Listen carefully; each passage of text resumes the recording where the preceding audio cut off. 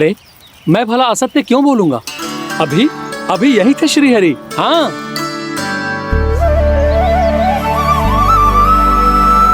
हाँ, जैसे श्रीहरि को तो कोई कार्य है ही ना।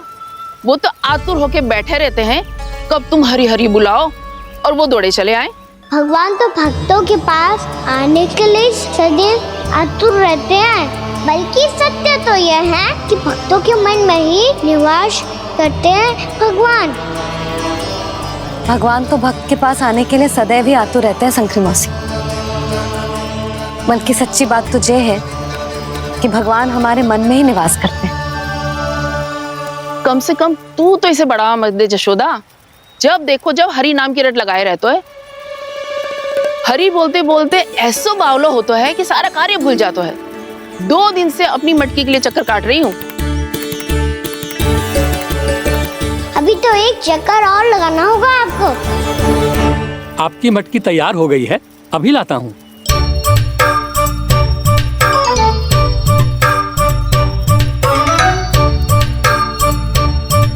लो जी मटकी।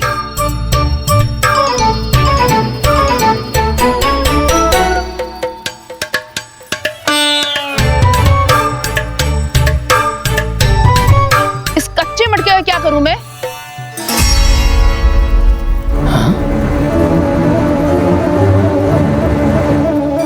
पर इसे तो मैंने भट्टी में पकाया था।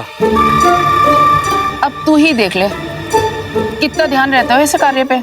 और कह तो है कि श्री हरि आते हैं इससे मिलने। हाँ आते हैं और आगे भी आएंगे हमारे श्रीहरि हमसे मिलने। और आके मोक्ष देंगे, है ना? मांगूंगा तो मोक्ष भी दे देंगे, मांगूंगा तो मोक्ष भी दे देंगे, मांगूंगा तो मोक्ष भी दे देंगे। अभी तो ये बता कि तू मुझे मेरी मटकी कब देगो? और मेरी मांग कब पूरी करोगे भोला राम जी? मेरो घड़ा मेरे दिए तो तैयार है ना? कल एकादशी की पूजा और व्रत के लिए। एकादशी का व्रत? हाँ, एकादशी का व्रत। इसे करने से श्रीहरि बहुत प्रसन्न होते हैं। अच्छा, फिर तो अभी लाया।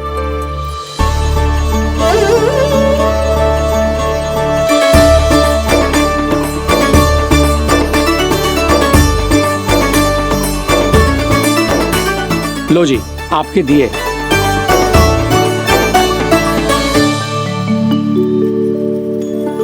और जो हमने मांगा है वो?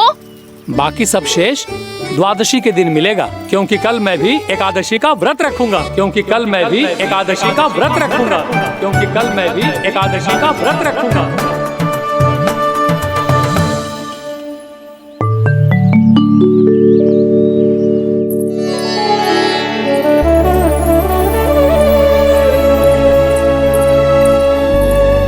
जानकी, फूलों का प्रबंध हुआ कि ना? हाँ भाभी, जे रे। सदैव विलंब कराती है। पर भाभी इस बार तो फूल समय से ही लाई थी। क्या हुआ जशोदा? अभी तो पूजा की तैयारी ना हुई? देखो ना मौसी, ये जानकी ना कुछ छूट ही जाता है इसके कारण। एकादशी की पूजा और व्रत आते ही जसोदा भाभी इतनी वग्र हो जाती है। ऐसो क्या होगा इस पूजा में?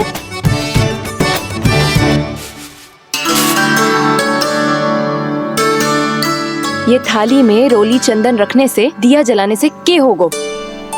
आपको पता भी है एकादशी का व्रत क्यों रखते हैं? क्या महत्व है इसका? लो, ये तो मैं जसोमती रानी से पूछना भूल ही गया। पर हाँ भगवान, मेरे लिए इतना ही पर्याप्त है कि इस व्रत को रखने से मेरे श्रीहरि हमसे प्रसन्न हो जाएंगे।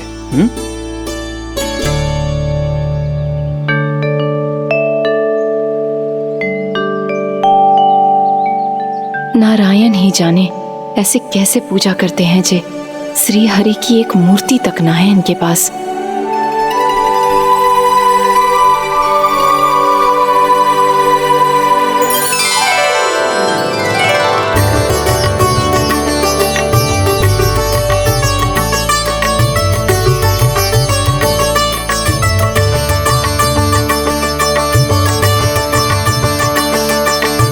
प्रभु, न तो मेरे पास मूर्ति है और ना तो इस व्रत के विधि विधान के बारे में मुझे जानकारी है और ना ही मुझे इसके महत्व के बारे में जानकारी है, पर फिर भी मैं करना चाहता हूं।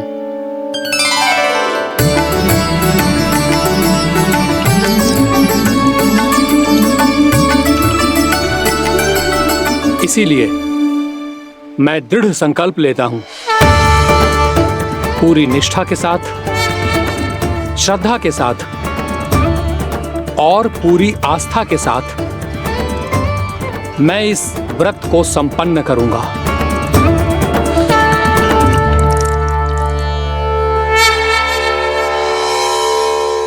हम संकल्प लेते हैं कि एकादशी के व्रत को पूरी निष्ठा के साथ संपन्न करेंगे।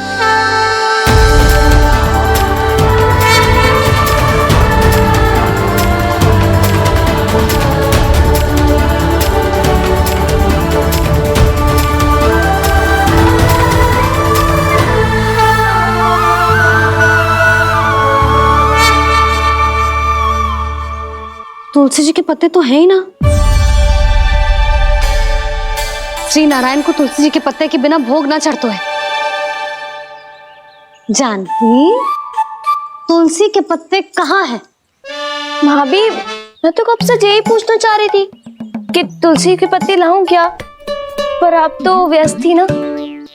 तुझे कितनी बार समझाओ है ना, यदि तेरे कछु करने से किसी और की कोई हानि ना हो रही हो या किसी के अच्छे कार्य में सहायता हो रही हो तो मुझसे आज्ञा लेने की आवश्यकता ना है। समझ गई भाभी, आगे से जाना उनको। ले अभी लेकर आती हूँ।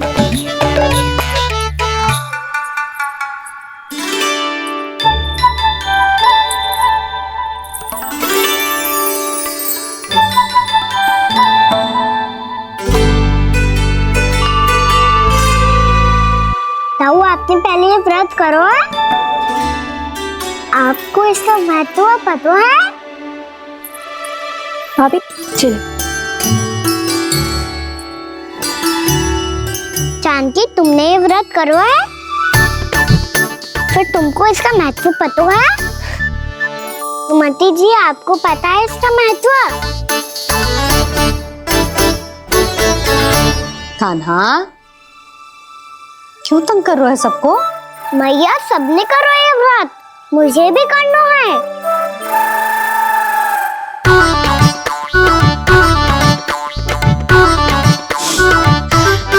ये व्रत केवल बड़ों के लिए होती है लल्ला। जब आप ये व्रत कर सकती हो, बाबा कर सकते हैं, ये सारी गोपियां कर सकते हैं, वो भी कर सकते हैं, तो मैं क्यों ना कर सकता? क्योंकि तू कल तक भूखा ना रह पाएगो लल्ला।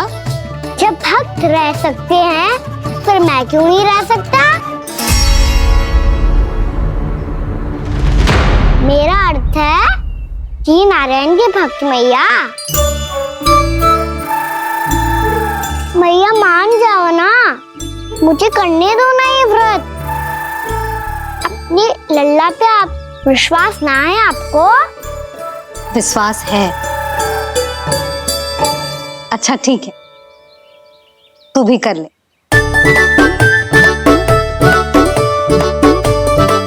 पर मैया, व्रत की कथा तो सुनाओ, मैं तो अबध हूँ ना।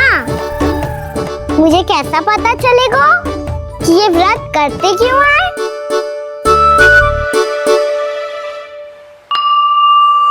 प्रभु, मुझ अबोध को कैसे पता चलेगा कि इस व्रत का क्या विधि विधान होता है और क्यों रखा जाता है और इसका महत्व क्या होता है?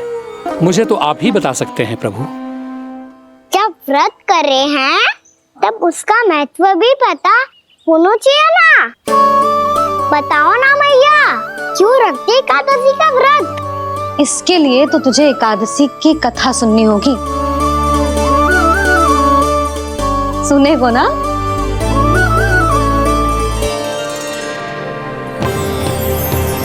वसुदेव सुतं देवं कंस चाणूरमर्दनम् श्रीहरि, यशोदा परमानंदम्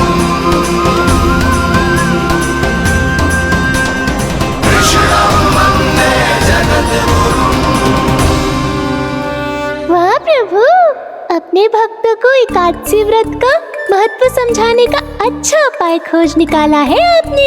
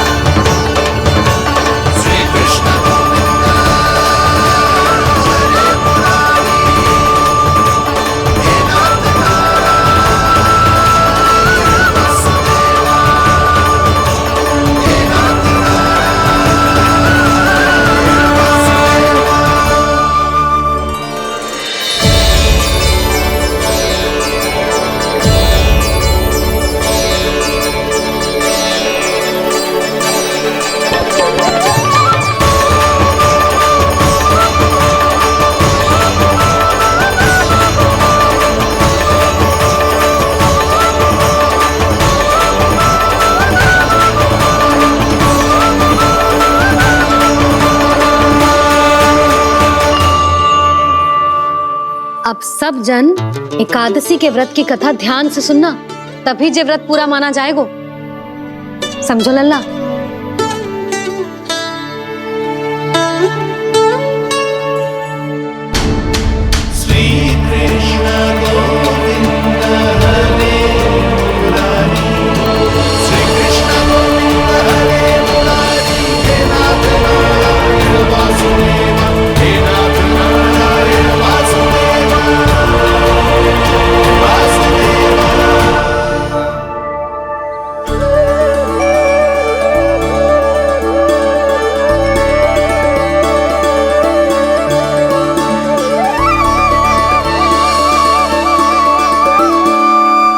सतयुग में चंद्रावती नाम के नगर में मूरा नाम का एक असुर राज्य करता था। ओम ब्रह्मदेवाय नमः। ओम ब्रह्मदेवाय नमः। ओम ब्रह्मदेवाय नमः। ओम ब्रह्मदेवाय नमः।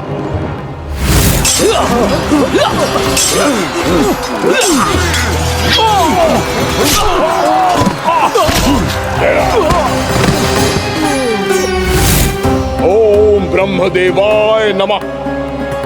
ओम ब्रह्मदेवाय नमः। जब उसने देवताओं के हाथों असुरों की पराजय देखी, तब वो वरदान पाने के उद्देश्य से ब्रह्मा जी की तपस्या करने चला गया।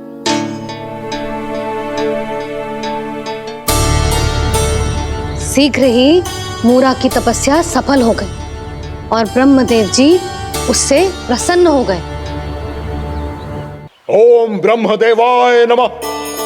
ओम ब्रह्मदेवाय नमः। ओम ब्रह्मदेवाय नमः। ओम ब्रह्मदेवाय नमः। ओम ब्रह्मदेवाय नमः। ओम ब्रह्मदेवाय नमः। ओम ब्रह्मदेवाय नमः। ओम ब्रह्मदेवाय नमः।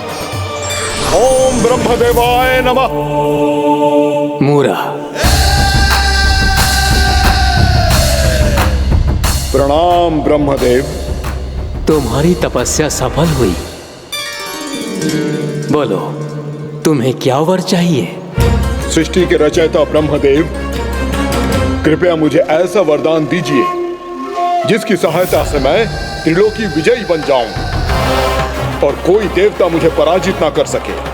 यहाँ तक कि देवताओं के रक्षक, सृष्टि के संचालक भगवान श्री विष्णु के लिए भी मैं अपराजय रहूं। तथास्तु, तथास्तु, तथास्तु। प्रणाम ब्रह्मदेव।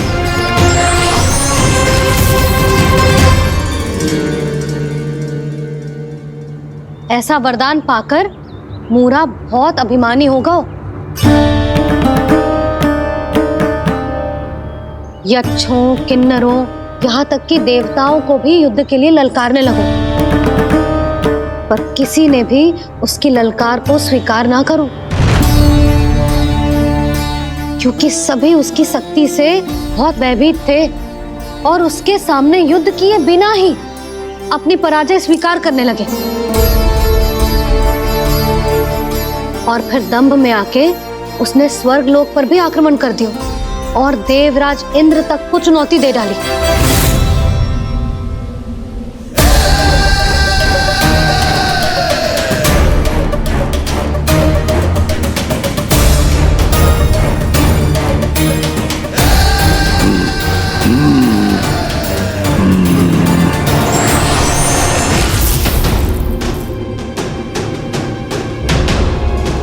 मैं प्रतीक्षा कर रहा हूं देवराज, क्या उत्तर है तुम्हारा? मुझसे युद्ध करोगे या फिर बिना लड़े ही पराजय स्वीकार कर मेरे अधीन हो जाओगे और सौंप दोगे मुझे अपना ये स्वर्गलोक?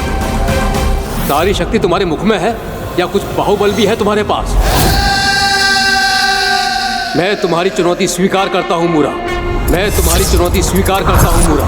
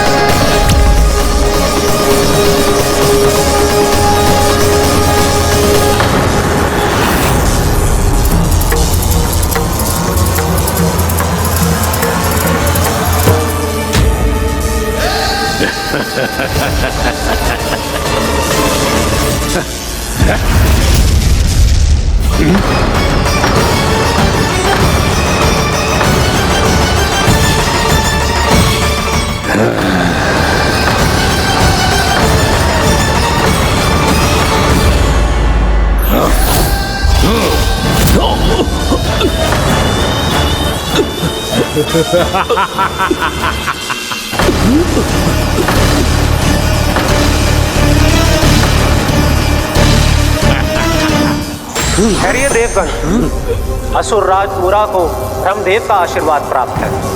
आप में से कोई भी इन्हें पराजित नहीं कर पाएगा।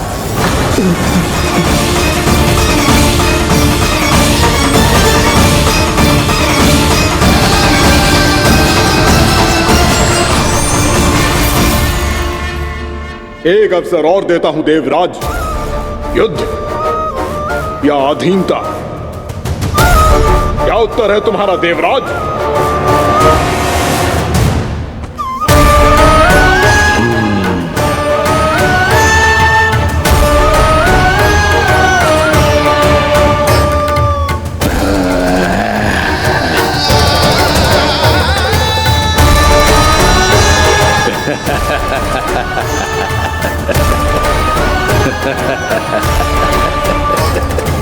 इंद्र और सभी देवताओं ने मूरा के आतंक में आके उससे भयभीत होके अपना सिंहासन छोड़ दियो। अब मूरा स्वर्ग का अधिपति बन गयो और शीघ्र ही उसने अन्य सभी असुरों को स्वर्ग में निवास करने के लिए आमंत्रित कर दियो। और इस प्रकार से वो धीरे धीरे तीनों लोकों का सम्राट बन गयो। उसे किसी ने रोका नहीं मैया? ना लल्ला, इतना साहस किसी में था ही ना। और फिर ये निश्चित करने के लिए कि भविष्य में किसी और असुर की मृत्यु ना हो, वो यमराज पे भी विजय प्राप्त करने के लिए यमलोक की ओर प्रस्थान कर दियो। वो तो अपने आप को और सभी असुरों को अमर बनाना चाहता था। पर देवता और यमराज भी उसकी ये योजना समझ गए थे, इसीलिए उसके आने से पहले ही सारे देवताओं ने श्री नारायण से सहायता के लिए गुहार लगाई। अब केवल आप ही कुछ कर सकते हैं प्रभु। अभी तो मूरा केवल त्रिलोक का स्वामी है, और यदि उसने यमलोक भी जीत लिया तो वो जीवन को ही नियंत्रित नहीं करेगा प्रभु, वो मृत्यु का भी स्वामी हो जाएगा। ऐसे में पहले सृष्टि का संतुलन तो नष्ट होगा प्रभु, और फिर स्वयं सृष्टि ही नष्ट हो जाएगी। ऐसा नहीं होगा यमदेव, नियति ऐसा होने ही नहीं देगी। विधि रचेगी खेल और मैं बनूंगा माध्यम। असुर राज मूरा का सामना मैं करूंगा।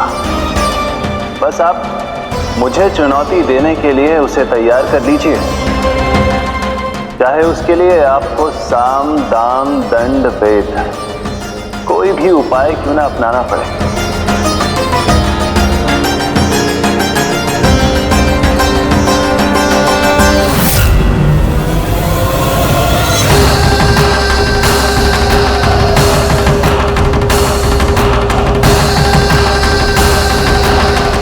तो मेरी प्रतीक्षा में पहले से ही खड़े हैं यमदेव। तब तो आपने मेरी चुनौती के बारे में भी सुना ही होगा। कहिए, क्या उत्तर है आपका? मेरा स्वागत करके अपना राज्य त्यागेंगे या मेरा सामना करके अपने प्राण? असुर राज मुरा का सामना मैं करूंगा। बस आप मुझे चुनौती देने के लिए उसे तैयार कर लीजिए, चाहे उसके लिए आपको साम दाम दंड भेद कोई भी उपाय क्यों ना अपनाना पड़े।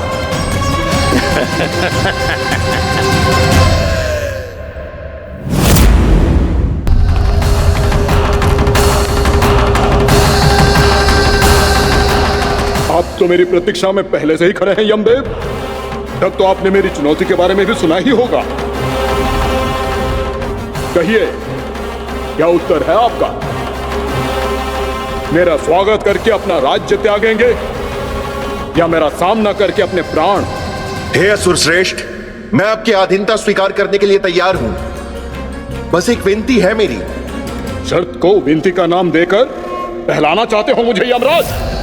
असुर राज मूरा के सामने शर्त रख पाओ, इतना सामर्थ्य नहीं है तुम में।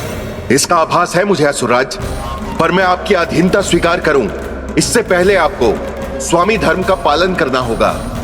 मेरे पुराने स्वामी के क्रोध से मेरी रक्षा करनी होगी आपको। कौन है तुम्हारा पुराना स्वामी?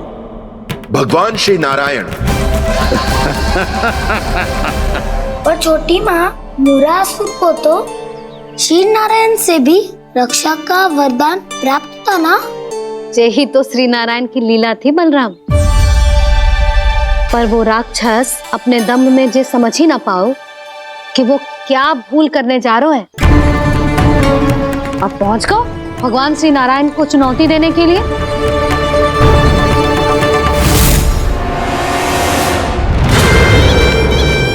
वहीं ठहर जाओ असुर राज मुरा।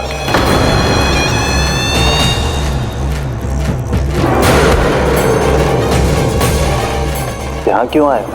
आपको पराजित करने और ये वैकुंठ जीतने, ताकि मैं यमलोक का स्वामी बन सकूं। फिर आओ, युद्ध भूमि में मेरा सामना करो।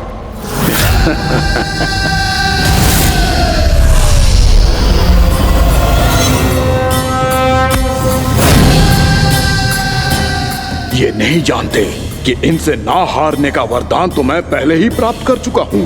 इसलिए युद्ध ठीक से आरंभ हो पाए उससे पहले ही इन्हें जीत लूंगा मैं।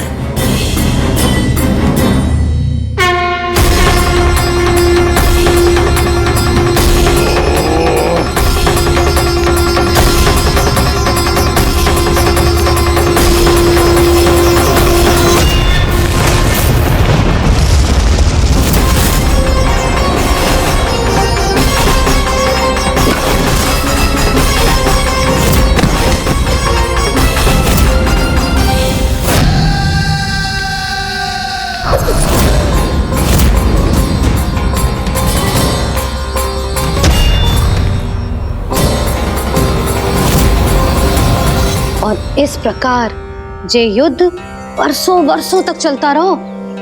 दोनों योद्धा पूरे ब्रह्मांड में अनेक अस्त्रों शस्त्रों के साथ युद्ध करते रहे।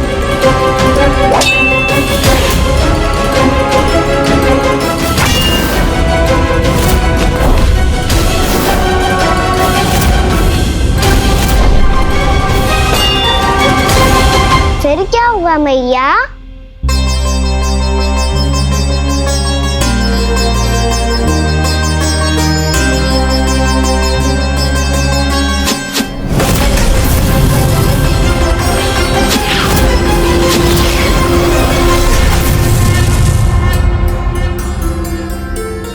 उस युद्ध को कभी समाप्त हुआ हो, पर कैसे?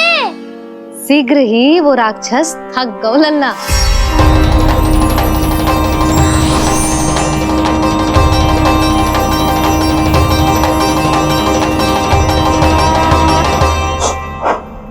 खड़े खड़े देखते रहे हैं नारायण, आक्रमण कीजिए,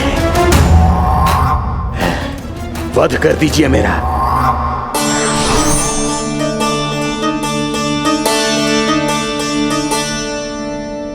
मैं तुम्हारी वीरता से प्रभावित हूं,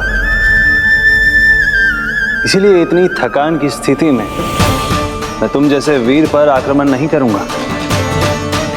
जाओ, विश्राम करो। यदि फिर से युद्ध करने की इच्छा हो तो तुम्हारा स्वागत होगा।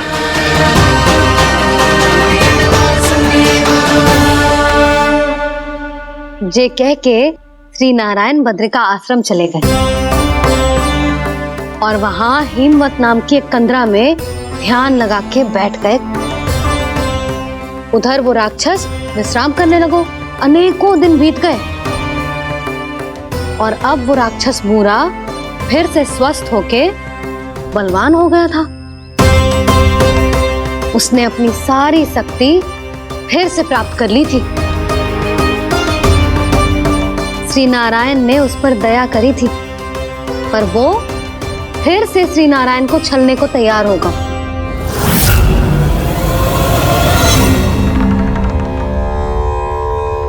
ध्यान में बैठे बैठे श्री नारायण योग निद्रा में चले गए, पर दुष्ट मूरा इसी अवसर का लाभ उठा के उनकी कंदरा में घुस आयो ताकि वो सोते हुए श्री नारायण पे आक्रमण कर सके।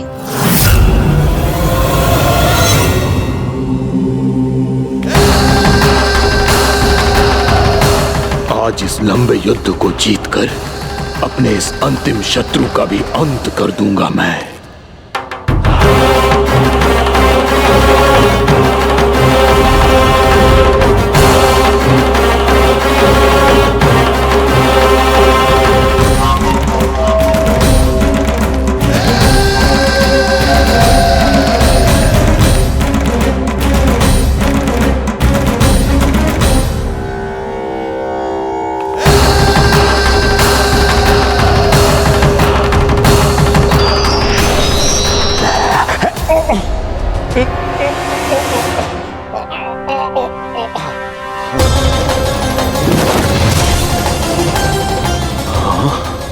दुष्ट राक्षस,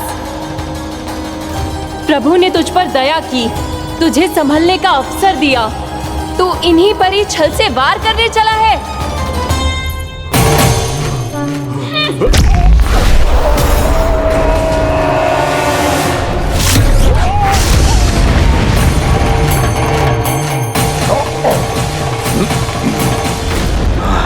मैं अजय हूँ, मुझे कोई पराजित नहीं कर सकता। ब्रह्मा का वरदान है मुझे। तूने नारायण से अपराजय होने का वरदान मांगा था मूर्ख, उनकी शक्ति से नहीं। ध्यान से देख, मैं तेरी मृत्यु हूँ, मृत्यु।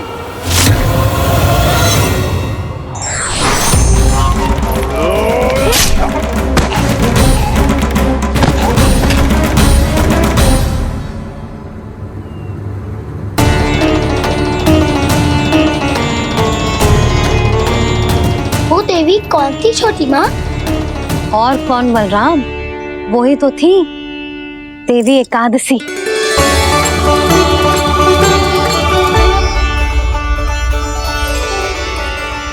मुझे क्षमा कीजिए प्रभु, आपकी आज्ञा के बिना ही युद्ध करके आपके शत्रु को मृत्यु के घाट उतार दिया। क्षमा नहीं, आपकी तो प्रशंसा होनी चाहिए देवी। असुर राज को मारकर आपने सभी देवताओं को मुक्त करवाया है। इस पापी के अहंकार से तीनों लोकों की रक्षा की है आपने। आप एकादशी की तिथि पर मेरी एकादश इंद्रियों से उत्पन्न हुई हैं। इसीलिए मेरे सभी भक्त आपको उत्पन्न एकादशी के नाम से जानेंगे। सभी तिथियों में आपका स्थान सर्वश्रेष्ठ होगा। जिस तरह आपने राक्षस के आक्रमण से मेरी रक्षा की है, उसी प्रकार एकादशी के दिन व्रत करके जो भी भक्त आपकी कथा सुनेगा, मैं स्वयं उसकी रक्षा करूंगा। जो आपकी पूजा करेगा उसे मेरी विशेष कृपा प्राप्त होगी और उसके साथ साथ उसे मिलेगा धन, सिद्धि और मोक्ष।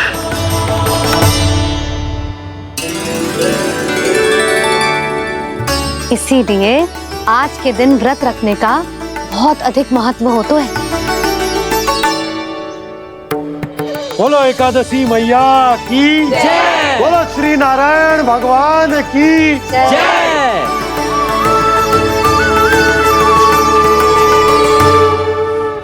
प्रभु की कृपा से एकादशी का महत्व भी पता चल गो और मेरा व्रत भी सफल होगा। अभी नहीं भूला राम, एकादशी का व्रत पूरी तरह तभी सफल होता है जब द्वादशी के दिन उसे पूरा किया जाता है।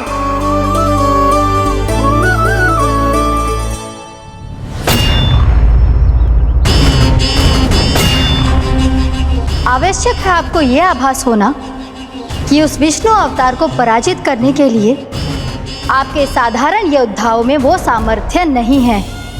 वो विष्णु अवतार कुछ अधिक ही असाधारण है।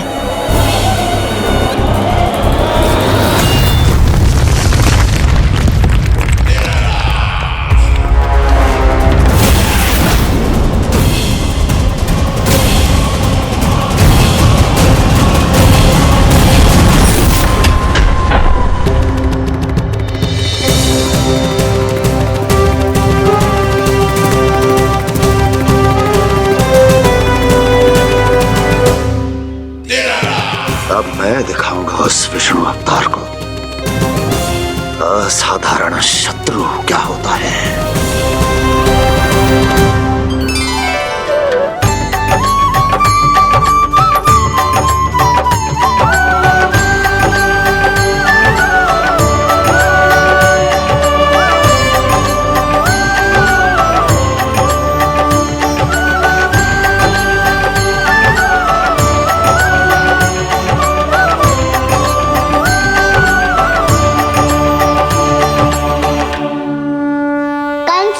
अधीर हो रहे हैं, पर मैया ने मुझे अभी तक बाहर जाने की आज्ञा नहीं दी है। अभी उन्हें किसी और राक्षस को यहाँ भेजने से रोकने के लिए मुझे कुछ करना होगा।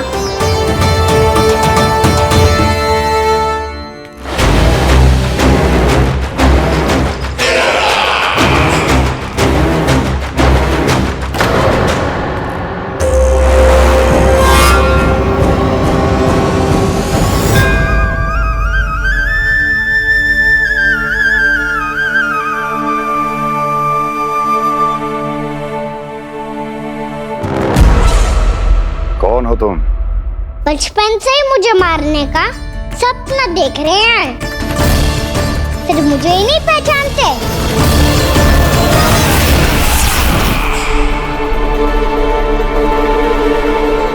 बचपन से विष्णु अवतार। कोई कान्हा बुलाता है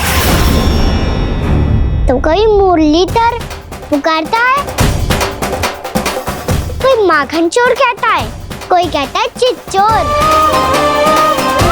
पर विष्णु अवतार इस नाम से तो बस आप ही मुझे बुलाते हो मामा जी। इतना साहस, ये तो यहाँ आ गया है।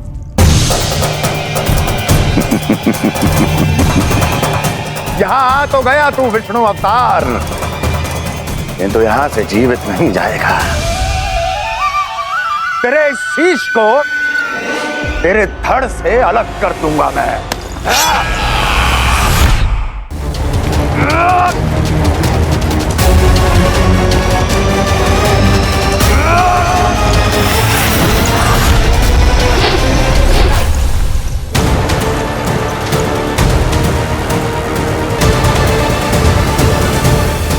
कहाँ देख रहे हो मामा जी? मैं तैयार हूँ।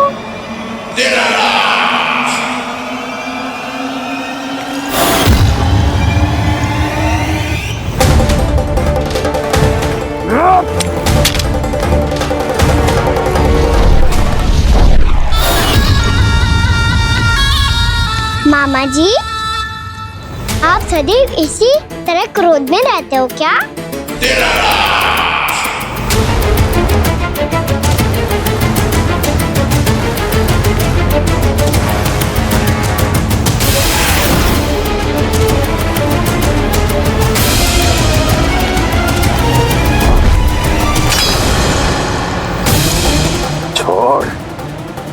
छोड़ मेरी तलवार को।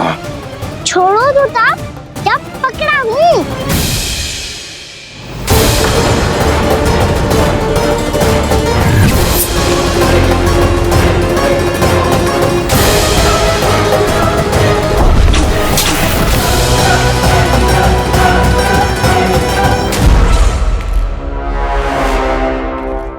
मामा जी,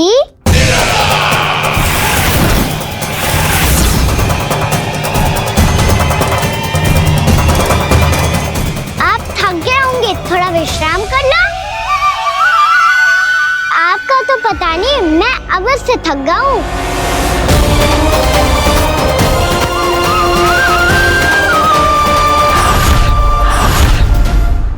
मेरे सिंहासन पर बैठने का तो साहस। अभी तो बस अभ्यास कर रहा था मामा जी। भविष्य में मुझे तो बैठना है यहाँ।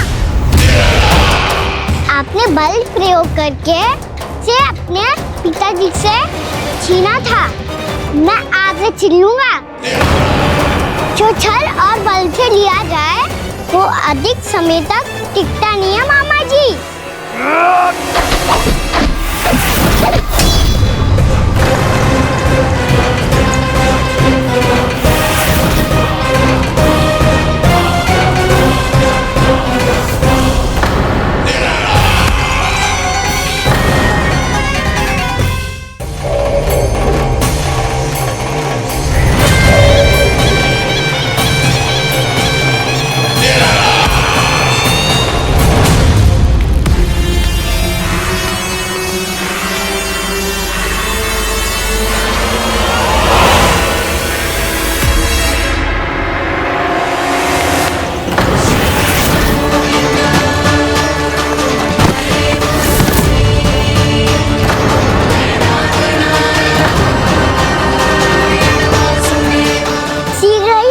सिंहासन छोड़ना होगा।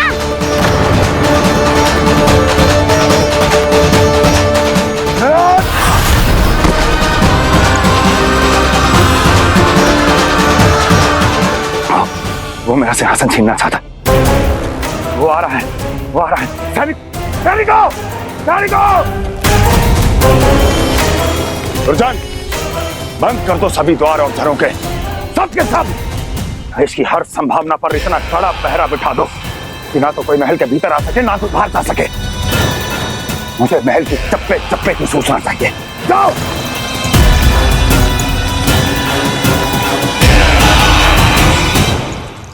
सिंहासन।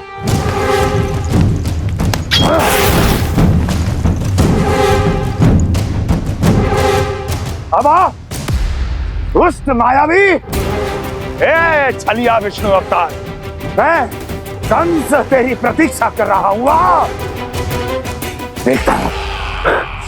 देखता हूँ मेरे सिंहासन पर कैसे बैठता है तू।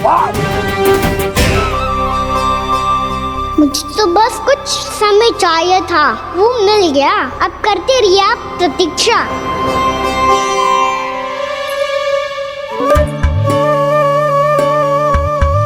जी अपने आप से बातें क्यों कर रहे हो जी?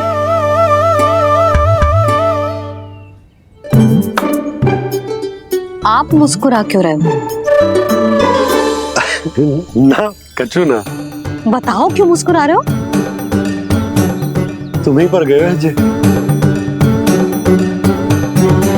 जब तुम व्रत करती हो तो तुम भी ऐसा ही करती हो। इसी प्रकार भूख अधिक लगने पर अपना ध्यान भटकाने के लिए स्वयं से ही बड़बड़ाती रहती। होगा। आपको तो बस मेरा उपहास उड़ाने के लिए बहाना चाहिए।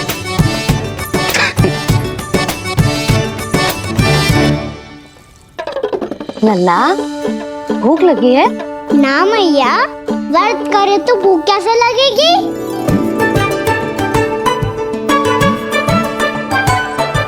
यदि लगी हो तो छोटे बालकों को थोड़ी बहुत भूल चूक क्षमा होती है। कछु ना तो फल तो तू खा ही सकते है। अब तो पूरे नियम और विधि विधान से व्रत तोड़ूंगा। कल द्वादशी के सुबह मुहूर्त के अनुसार। ठीक।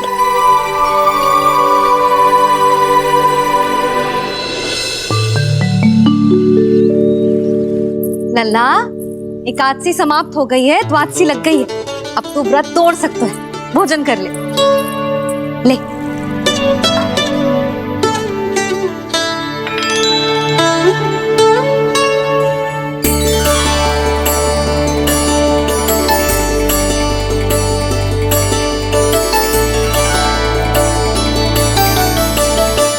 आज तो कार्य कर लीजिएगा।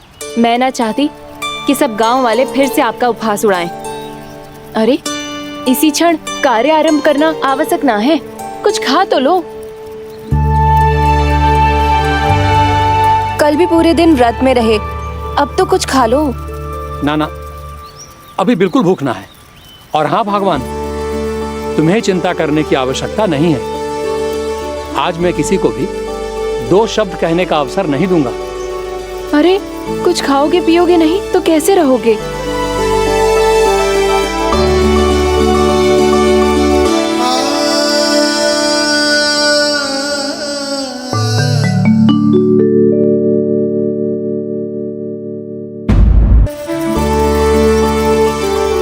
अरे इसी क्षण कार्य आरंभ करना आवश्यक ना है, कुछ खा तो लो। ना ना, अभी बिल्कुल भूख ना है। और हाँ भगवान, तुम्हें चिंता करने की आवश्यकता नहीं है। आज मैं किसी को भी 2 शब्द कहने का अवसर नहीं दूंगा।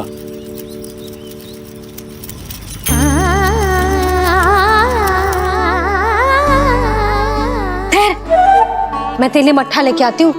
व्रत के बाद पीने से पेट ठंडा रहता है। रुक।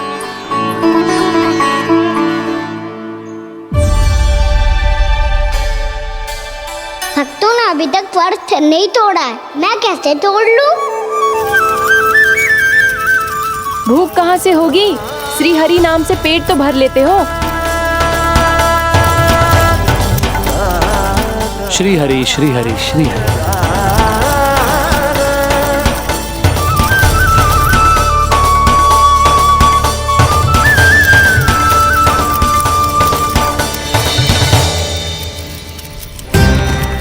हरि हरि प्रभु हरि, हरि हरि प्रभु हरि, हरि हरि प्रभु हरि, हरि हरि प्रभु हरि। कल से अन्न का एक दाना ना गो है पेट में।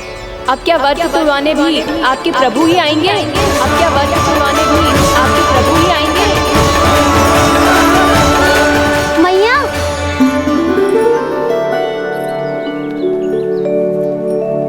मैया पहले व्रत तोड़ के कच्चू खा तो लो। अभी ना, लौट के आने के बाद। हाँ,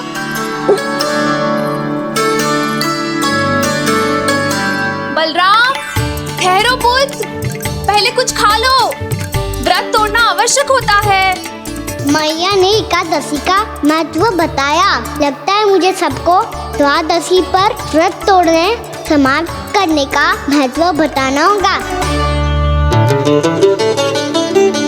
हरि हरि हरि हरि हरि, मेरे हरि।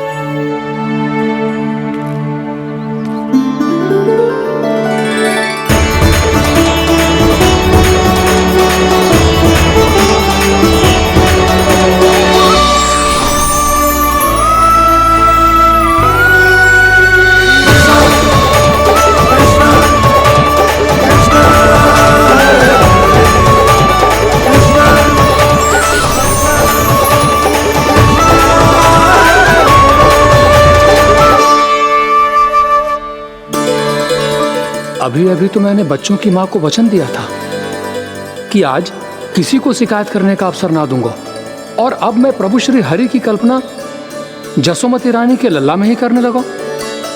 ना ना, ये ठीक ना है।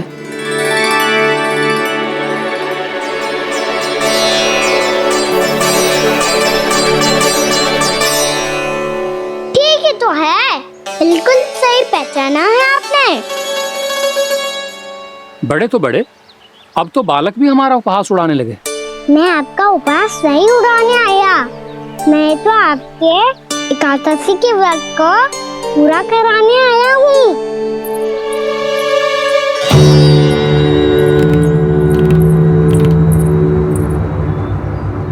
कान्हा,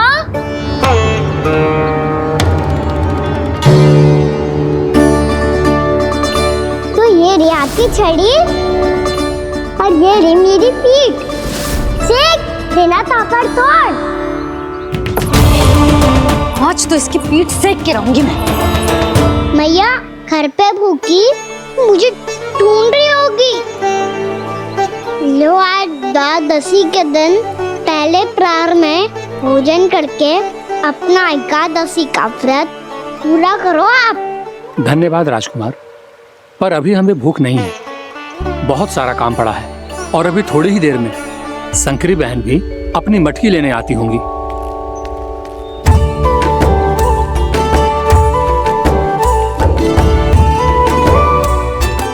पर मैं आपका व्रत पूरा कराए बिना नहीं जा सकता। भला क्यों? भक्त भूखा रहे और भगवान खा ले, ऐसा हो सकता है भला?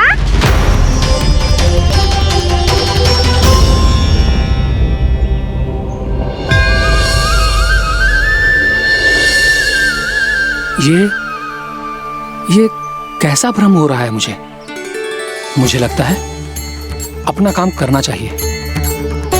द्वादशी के पहले प्रहर में व्रत पूरा करना बहुत आवश्यक होता है। ना तो एकादशी का व्रत भी पूरा ना मानो जातो। इतनी सारी ज्ञान की बातें तुम्हें कैसे पता है लल्ला?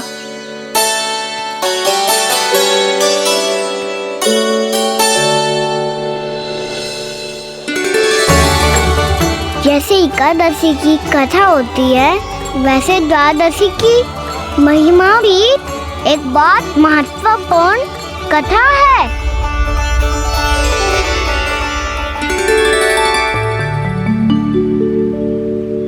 कैसी कथा? बिल्कुल सही समय पे आई हो आप, क्योंकि आपको ये कथा आपको अवश्य सुननी चाहिए।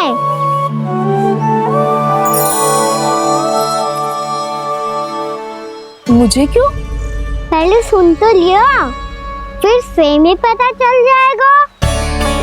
बहुत समय पहले एक राजा हुआ करते थे, राजा अम्बरीश। भगवान श्री हरि के बहुत बड़े भक्त थे।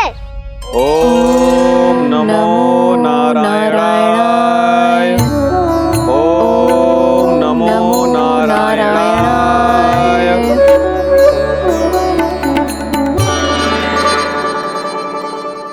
नेक पुण्य के काम करते थे वो। अपनी पत्नी के साथ हरि का नाम जपते रहते थे।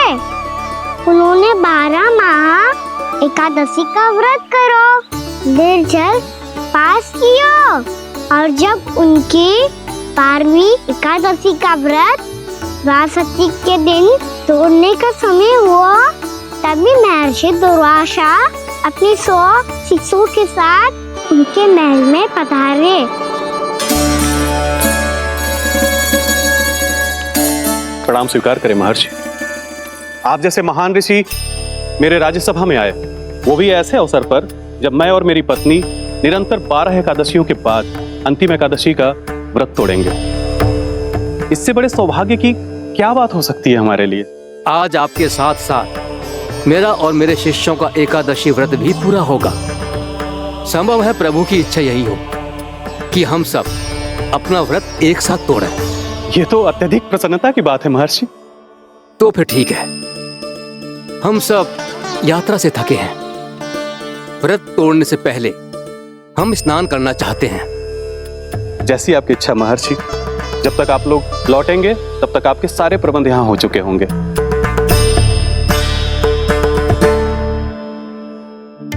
महर्षि दुर्वासा स्नान करने गए थे, पर उन्हें लौटने में विलंब हो रहा था, और इधर द्वादशी पर व्रत पूरा करने का मुहूर्त बीता जा रहा था।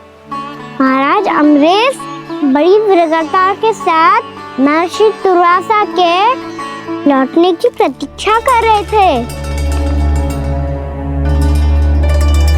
महाराज, व्रत तोड़ने का मुहूर्त बीता जा रहा है। बस कुछ ही समय बचा है। महर्षि और उनके शिष्यों को लौटने में न जाने कितना समय लग जाएगा। मेरा सुझाव है कि आप मुहूर्त समाप्त होने से पहले व्रत अवश्य तोड़ लें। गुरुदेव, हमने महर्षि दुर्वासा को वचन दिया है कि जब तक वो लौटेंगे नहीं तब तक हम व्रत नहीं तोड़ेंगे। इसीलिए मैं उनका लौटने के बाद ही भोजन ग्रहण करूंगा। पर महाराज, मुहूर्त यदि बीत गया और समय रहते हो नहीं आए तो महाराज आपका व्रत पूरा नहीं होगा। महाराज आपको उसका फल नहीं मिलेगा। महाराज 12 एकादशियों का व्रत व्यर्थ चला जाएगा। किंतु गुरुदेव, यदि मैंने भोजन कर लिया तो ये तो अतिथियों का अपमान होगा। आप उचित कह रहे हैं महाराज। भोजन के लिए उनकी प्रतीक्षा अवश्य कीजिए महाराज। पर मुहूर्त रहते हुए एक तुलसी का पत्ता और जल ग्रहण कर लीजिए। इससे आपका व्रत भी पूरा हो जाएगा और अतिथि का मान भी रह जाएगा। आपका सुझाव अच्छा है गुरुदेव।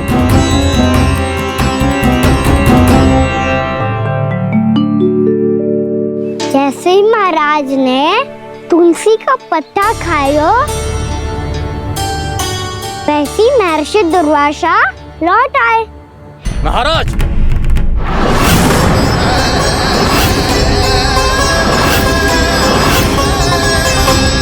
महाराज को उपास तोड़ते देखते बहुत क्रोधित हो गए।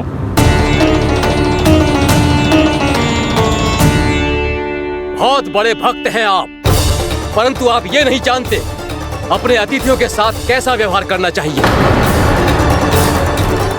आपने हमें साथ भोजन करने का वचन दिया था, पर अपना व्रत क्यों तोड़ा आपने? महर्षि, मैंने भोजन नहीं ग्रहण किया। कहीं मुहूर्त न निकल जाए इस कारण मैंने एक तुलसी का पत्ता ग्रहण कर लिया। 56 भोग खाया हो या एक पत्ता, अपना व्रत तोड़कर अतिथियों का अपमान किया है, मेरा अपमान किया है। अब आपको दंड भोगना होगा ताकि आप सीख पाएं कि अतिथियों के साथ कैसा व्यवहार होना चाहिए। महर्षि, आप जो भी दंड मुझे देंगे मुझे स्वीकार है, किंतु आप क्रोधित मत होइए। क्रोध का कारण आपने दिया है महाराज। एक महर्षि का अपमान करके राक्षसी प्रवृत्ति का परिचय दिया है आपने। इसीलिए अब एक राक्षसी आपको दंड देगी।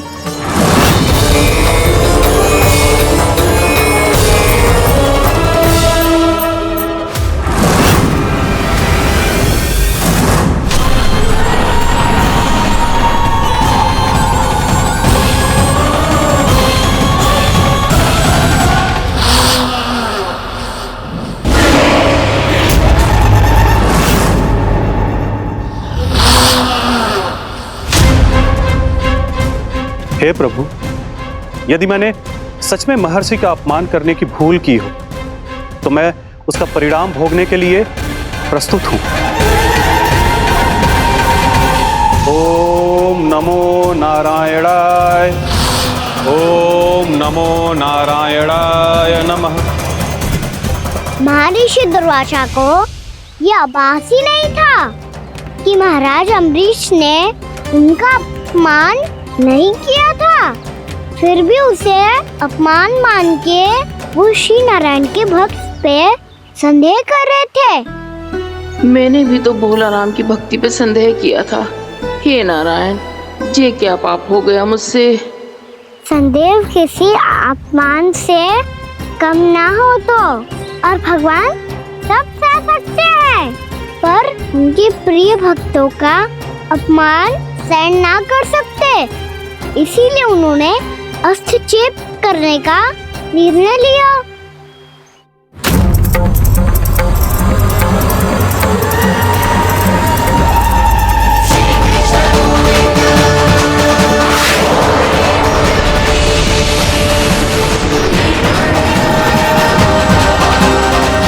ओम नमो नारायणाय।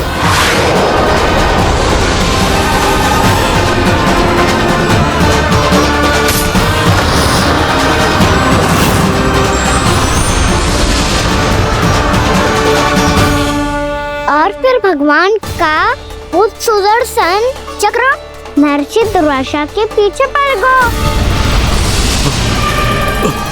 ये चक्र तो मेरी ओर बढ़ रहा है। ओम नमो नारायणाय। ये कैसे संभव हो सकता है? कोई रोको इसे, कोई रोको इसे।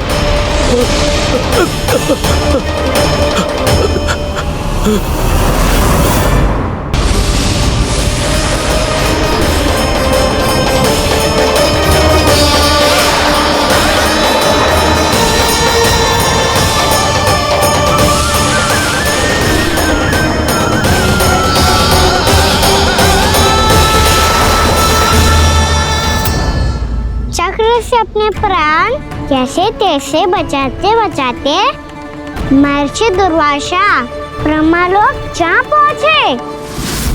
ब्रह्मदेव रक्षा कीजिए, ब्रह्मदेव सहायता कीजिए, मुझे बचाइए ब्रह्मदेव, रक्षा कीजिए। ये सुदर्शन चक्र मेरे प्राणों के पीछे पड़ गया है, मुझे बचाइए ब्रह्मदेव, मुझे बचाइए। महर्षि, मैं चाहकर भी आपकी सहायता नहीं कर सकता। ऐसी स्थिति में यदि कोई कुछ कर सकते हैं तो वो है सुदर्शन चक्र के स्वामी विष्णु, क्योंकि सृष्टि में केवल वही है जो इसे नियंत्रित कर सकते हैं। वो ही इसे वापस लौटने का आदेश देकर आपके प्राणों पर छाए हुए संकट को दूर कर सकते हैं। किंतु हां, मैं सुदर्शन चक्र से इतना अवश्य कहूंगा कि जब तक आप विष्णु लोक में पहुंच नहीं जाते, वो आपको किसी भी प्रकार की हानि ना पहुंचाए। आपका बहुत बहुत धन्यवाद, आपकी सदा ही जय हो।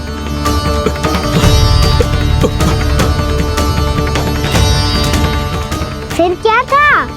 भागते भागते महर्षि दुर्वासा सीधे भगवान श्री हरि के शरण में बैकुंठ पहुंच गए।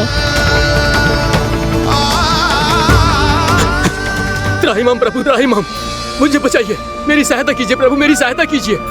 मैं आपके इस चक्र और ऊर्जा से नहीं भाग सकता प्रभु, कृपया करके अपने सुदर्शन को रोकिए, इसे वापस लीजिए प्रभु। यह असंभव है महर्षि। एक बार सुदर्शन चक्र मेरे हाथों से छूट जाए तो अपना उद्देश्य पूरा किए बिना, मेरे भक्तों की रक्षा किए बिना वापस नहीं लौटता। कोई तो उपाय होगा प्रभु, कृपया करके मेरे प्राण बचाइए प्रभु। मैं सुदर्शन की ऊर्जा से जलकर भस्म नहीं होना चाहता प्रभु। आप जो कहेंगे मैं करूंगा प्रभु, मेरी सहायता कीजिए प्रभु, मेरी सहायता कीजिए। मुझे नहीं लगता कि आप वो कर पाएंगे। मैं अवश्य करूंगा, मैं अपनी प्राण रक्षा के लिए कुछ भी करूंगा प्रभु।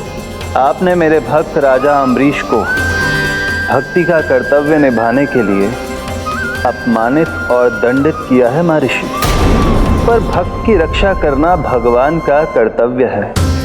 इसलिए यदि आप भक्त राजा अम्बरीश के पास जाकर क्षमा याचना करें और यदि वो आपको क्षमा कर दे तो ही ये चक्र आपके प्राण लिए बिना लौट सकता है। अन्यथा आप तो जानते हैं महर्षि, मेरे भक्त का अपमान मेरा अपमान। भक्त का अपमान भगवान के अपमान से कम ना हो तो है। महर्षि दुर्वासा को भी ये बात समझ आई और फिर उन्होंने महाराज अम्बरीश से क्षमा याचना की। महाराज महाराज महाराज महाराज महाराज, मुझे क्षमा करें महाराज, मुझसे बहुत बड़ी भूल हो गई महाराज, मुझसे बहुत बड़ी भूल हो गई महाराज। महर्षि, आप हमारे चरण छुए ये उचित नहीं। महाराज, महाराज अम्बरीश, आप नारायण के सच्चे भक्त हैं। मैंने आपको अपमानित किया, दंडित करने का प्रयास किया महाराज। इस अपराध के लिए मुझे क्षमा कीजिए महाराज, और इस सुदर्शन चक्र से मेरे प्राण बचाइए महाराज।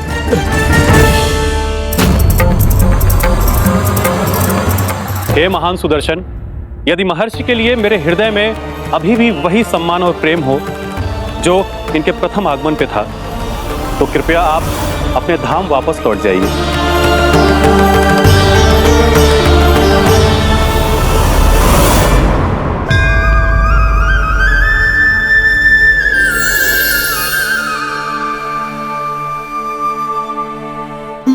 आपका बहुत बहुत धन्यवाद महाराज अम्बरीश।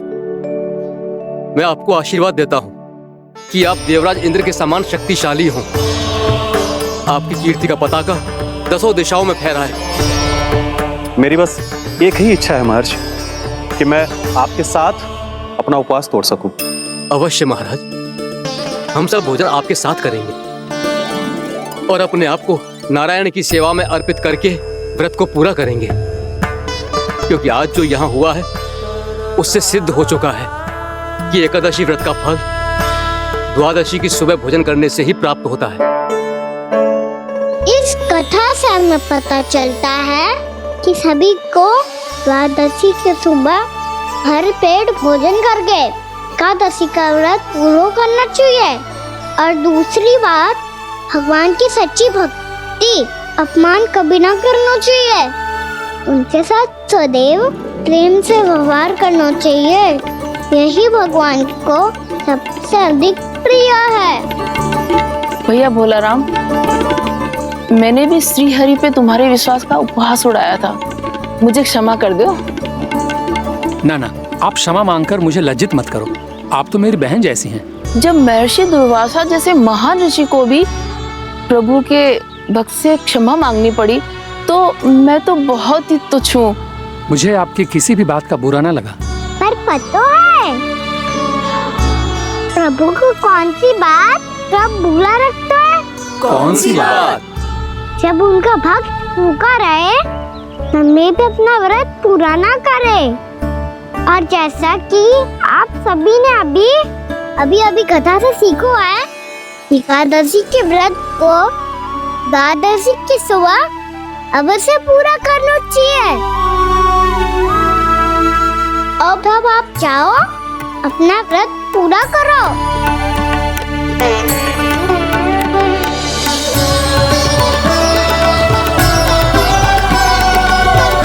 मैं आपके लिए जल लेके आती हूँ।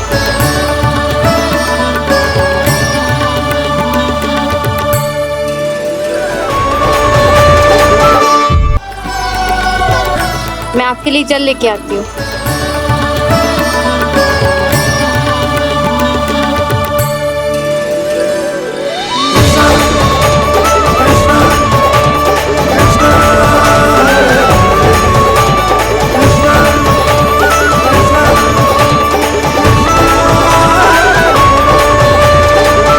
लो खाओ।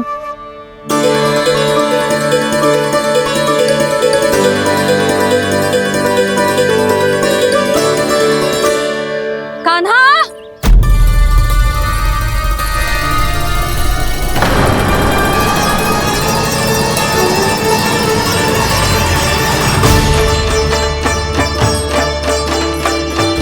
बोलो काका, सिगरेट छुपा लो मुझे, मैया आ रही है, बहुत क्रोध में लगती है।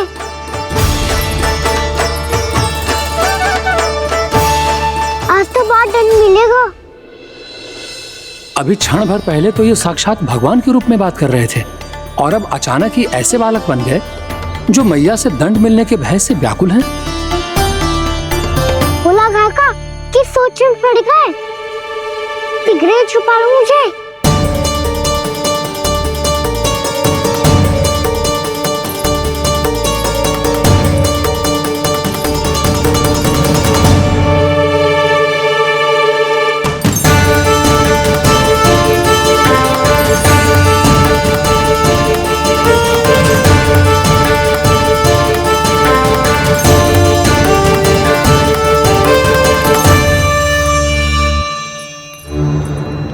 जी, कान्हा को देखो है क्या? मैंने तो अपने प्रभु को देखा है। मैं अपने लल्ला को ढूंढ रही हूँ, उसे देखो है आपने? वही तो मैं भी कह रहा हूँ जसोदा रानी, मैंने सिर्फ और सिर्फ अपने प्रभु को देखा है। ये तो अब भी अपनी भक्ति में ही खोया हुआ है, इससे पूछ के कछु लाभ ना है, मुझे ही ढूंढना पड़ेगा।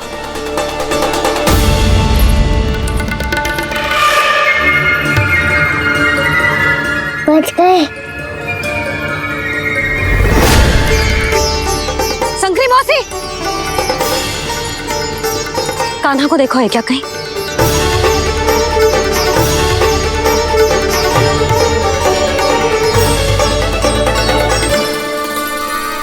बोला काका, मुझे सिगरेट निकालो ना यहाँ से, भैया फिर से इधर ही आ रही है। सब कहते थे श्री हरि मेरे घर ना आ सकते, देखो आज प्रभु आ गए, उन्होंने अपने हाथ से मेरा व्रत पूरा कराया। हाँ, आते हैं और आगे भी आएंगे हमारे श्री हरि हमसे मिलने, और आके मोक्ष देंगे, है ना?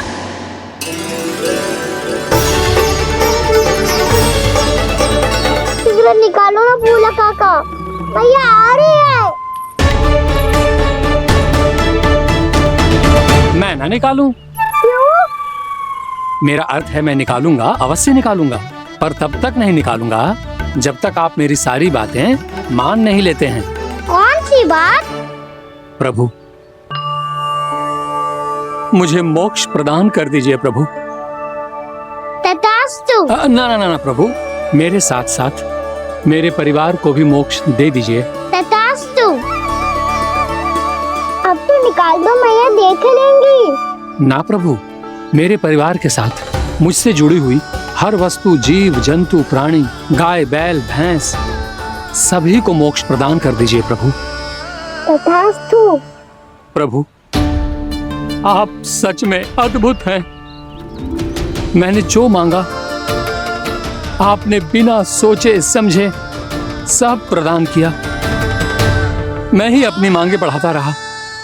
प्रभु, प्रभु मुझे क्षमा कर दीजिए। प्रभु मुझे क्षमा कर दीजिए।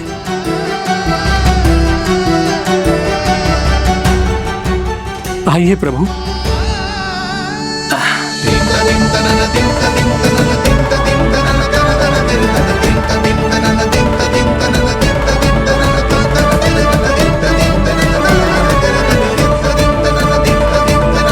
प्रभु, आप तो प्रभु हो, हरि हो, भगवान हो।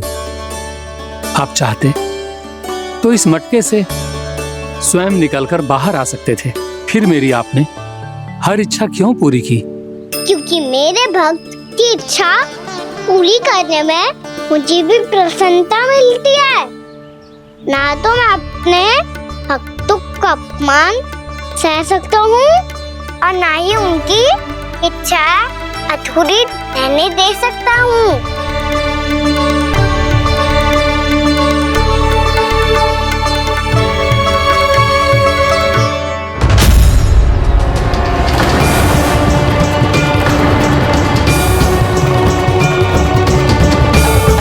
क्या कही थी तूने?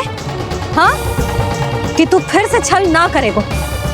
फिर मुझे बिना बताए घर से बाहर कैसे निकलो? क्षमा करना मैया, पर जो आपने सिखाया था मैंने तो उसी का ही पालन करो है। फिर से चतुराई कर रहे हो है ना? हाँ? आप ही ने तो कही थी ना, यदि कछु करने से किसी को हानि ना पहुंच रही हो या फिर किसी अच्छे कार्य में सहायता हो रही हो तो आज्ञा लेने की आवश्यकता ना होती। यदि तेरे कछु करने से किसी और की कोई हानि ना हो रही हो या किसी के अच्छे कार्य में सहायता हो रही हो तो मुझसे आज्ञा लेने की आवश्यकता ना है। तो किस अच्छे कार्य के लिए आया है यहाँ? एकादशी के सुबह एकादशी का व्रत खोल के पूजन करा जाता है। ये बात ना तो भोला काका को पता थी, ना शंकरी मासी को और ना ही किसी और को। और तुझे पता थी? हाँ, मेरी मैया ने बहुत अच्छे से सिखाया है मुझे। जैसे कल तूने एकादशी कथा सुनाई थी ना, आज वैसे ही तेरे लल्ला ने सबको द्वादशी कथा सुनाई है। सच्ची यशोदा रानी जी, इसने तो हमारी आंखें ही खोल दी। और भाभी, सच तो ये है कि मुझे भी ना पता था कि ये इतना बड़ा ज्ञानी है और इतना अधिक समझदार।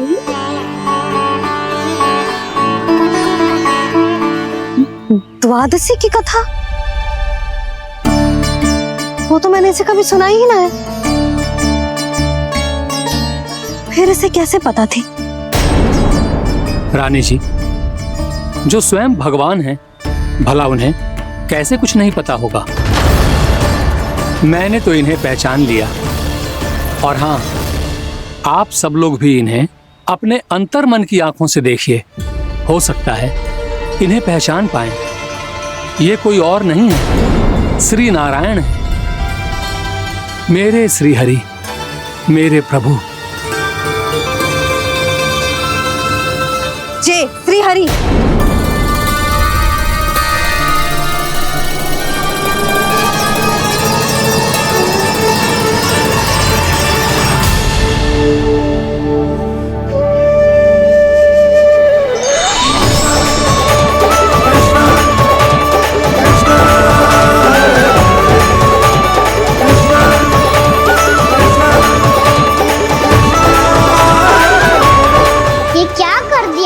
बोला, जिस रास्ते को मैंने इतनी कठिनाई से बचा के रखा था, सबके सामने उसे उजागर कर दिया तुमने।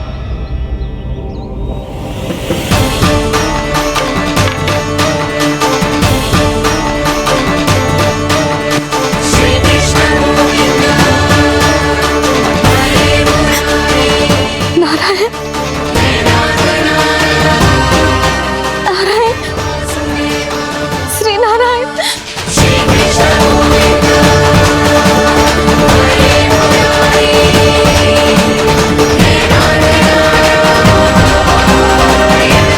श्री नारायण।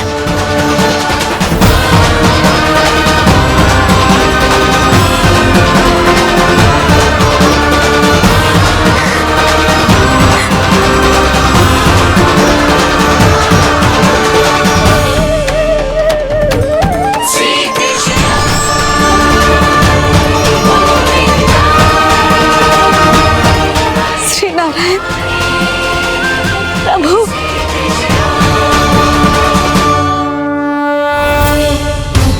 जिस रास्ते को इतने यत्न से संभाल के रखा था, आज वो सबके सामने खुल गया।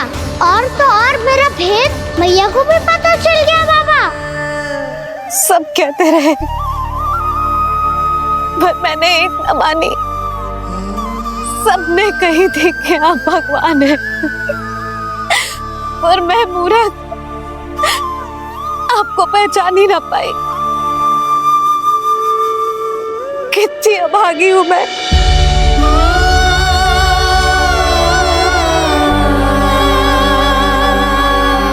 जिस मुंह से मुझे आपकी महिमा गानी चाहिए थी,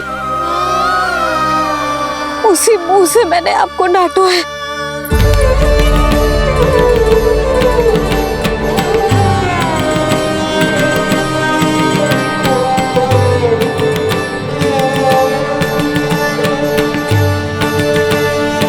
जिन हाथों से मुझे आपके चरण छूने चाहिए थे, उन हाथों से मैंने आपके कान पकड़े।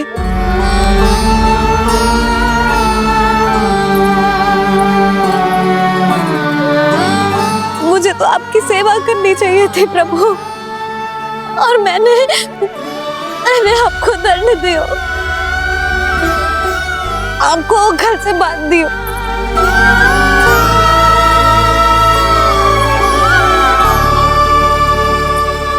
बावली हो गई थी प्रभु। अपने श्री नारायण को, अपने प्रभु को एक साधारण सा बालक समझ लियो मैंने। मैं आपके लिए भगवान नहीं हूँ मैया, साधारण बालक ही हूँ, बस आपका लल्ला।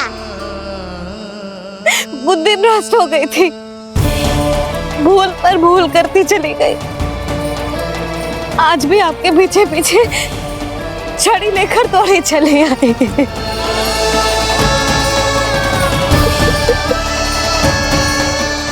अपने आप को दोष मत दो मैया, आपके इस ममता के लिए तो जन्म लिया है मैंने। हमारा से मन बदलने मत दो, मेरे लिए वही पुरानी मैया बनी रहो आप, और मुझे रहने दो आपका वही नटखट लल्ला।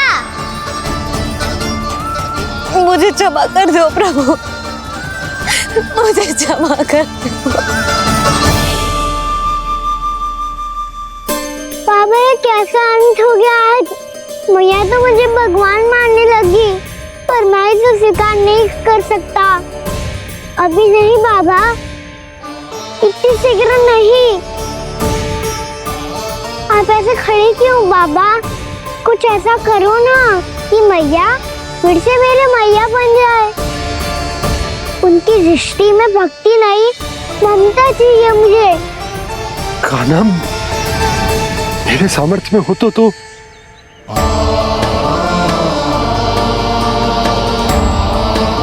दाऊ, आप तो बड़े भाई हो, अपने छोटे भाई की सहायता करो ना, जिससे मैया सब कुछ भूल जाए। मैं क्या कर सकता हूँ कान्हा? कोई तो सहायता करो मेरी।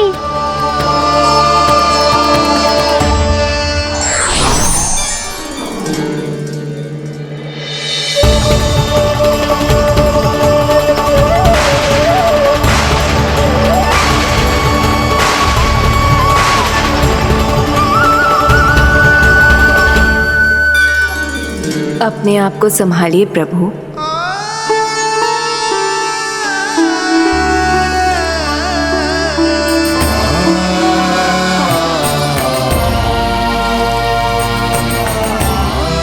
देखो ये क्या हो गया, भैया को सब पता चल गया। अभी तो मुझे मैया की ममता का शौक पूरी तरह हिला ही नहीं था। योग माया,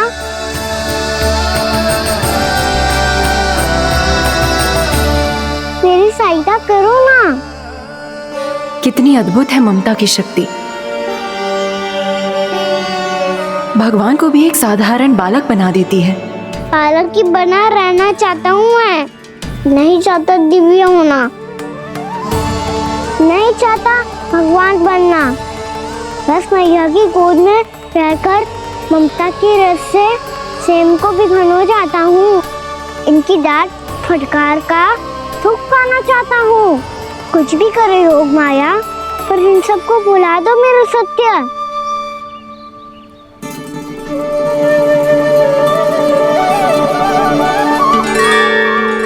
पर इन्हें तो मोक्ष का वरदान मिल गया है प्रभु, इसलिए इनके लिए समय की गति को लौटा पाना संभव नहीं होगा। प्रभु,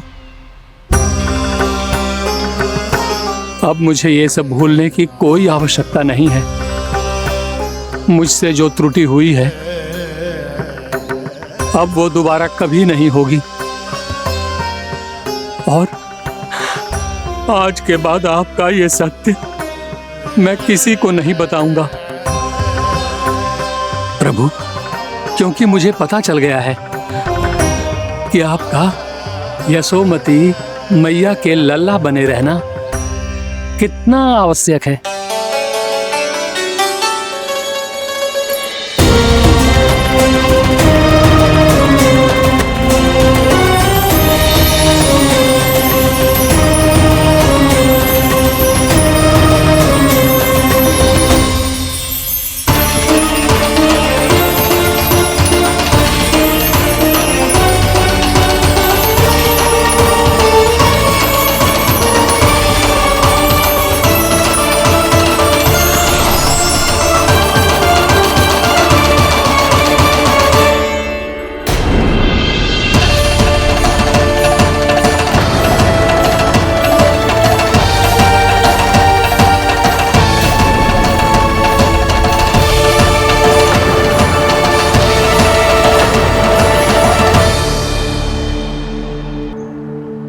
भैया आपकी छड़ी। पहले चुपके से भाग जातो है, फिर स्वयं ही छड़ी भी पकड़ा रो है? नटखट कहीं का। हंसी आ रही है? अरे किस बात पे इतनी हंसी आ रही है रे? हाँ?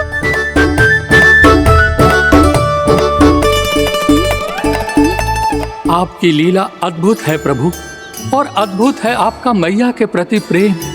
हंसी ना है मैया, ये तो प्रसन्नता है, अपने मैया से मिल जाने की प्रसन्नता।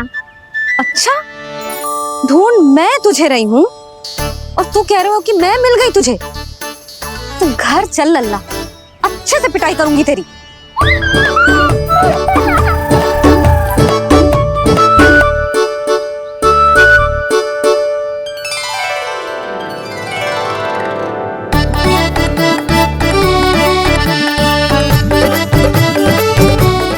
से गाल लाल होंगे ना तेरे, तब हंसी बंद होगी तेरी।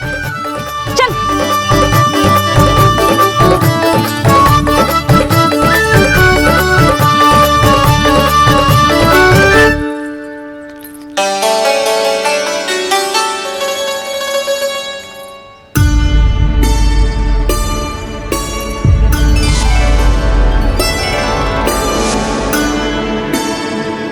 लगता है भैया की और चतन स्मृति वापस आ रही है।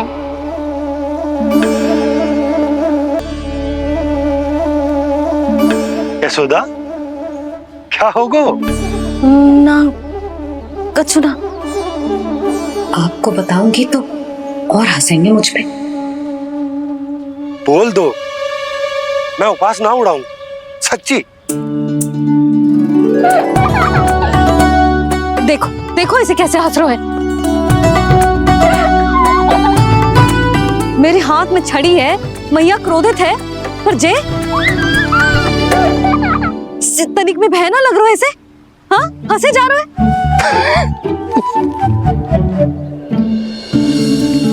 दोनों बाबा लल्ला एक जैसे हो। चल तू चल चल। दाऊ आप तो बड़े भाई हो, अपने छोटे भाई की सहायता करो ना, जिससे मैया सब कुछ भूल जाए।